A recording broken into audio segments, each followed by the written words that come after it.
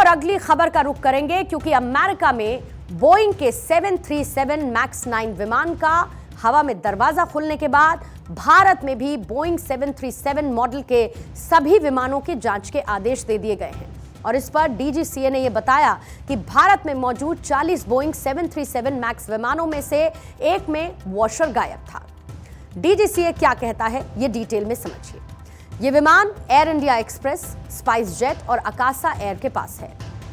39 विमानों में कोई कमी नहीं मिली, लेकिन एक बोइंग 737 मैक्स में वॉशर गायब था।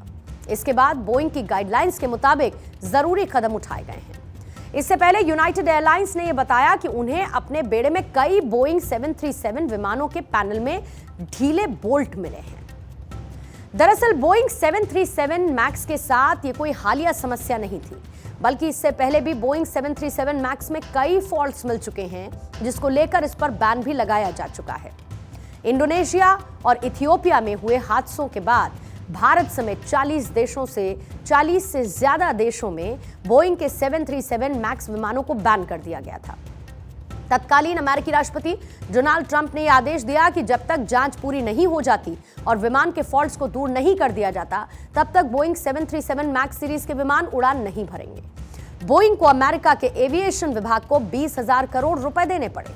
और इतना ही नहीं, हादसों से कंपनी को $20 बिलियन यानी कि 16 लाख करोड़ रुपए का नुकसान हुआ। कंपनी ने दिसंबर 2020 में सीईओ डेनिस मुइलेनबर्ग को बर्खास्त भी कर दिया था। 18 महीने की जांच के बाद अमेरिका ने मैक्स विमानों की उड़ान पर लगी पाबंदियों को हटा दिया। 2 साल बाद बाकी देशों ने बोइंग 737 मैक्स सीरीज के विमान फिर से उड़ान भरने लगे। इसकी इजाजत उन्हें दी गई और इसके लिए कंपनी को MCAS सॉफ्टवेयर में बदलाव करने पड़े। लेकिन बड़ा सवाल यह कि समस्या क्या है। समस्या की बात हो गई, अब समस्या के बाद समाधान पर आ जाते हैं। आप ये देखिए कि बोइंग विमानों के साथ साथ प्रैट एंड विटनी इंजन पर चलने वाले एयरबस विमानों में गंभीर समस्याओं का मतलब वैश्विक और भारतीय विमानन में एक बड़ा संकट है। जैसे कि इसमें इंजीनियरिंग भी एक बड़ा मुद्दा है, लेकिन इंजीनियर्स की क्वालिटी भी ऐसी ही है, खासकर भारत में। भारतीय एविएशन को अपने खुद के IIT की आवश्यकता है। बोइंग 737 मैक्स अपने लॉन्च के बाद से चिंता का कारण बना है और ये परेशानियां खत्म होने का नाम नहीं ले रही हैं। इसी बीच एक्सपर्ट्स का यह भी मानना है कि कई दफा टेक्नोलॉजी ही समस्या नहीं होती है, बल्कि इंसानों की गलती भी विमानों में हादसों की बड़ी वजह होती है और इस पर ध्यान देने की जरूरत है। भारत आज की तारीख में एविएशन में बहुत आगे आ चुका है।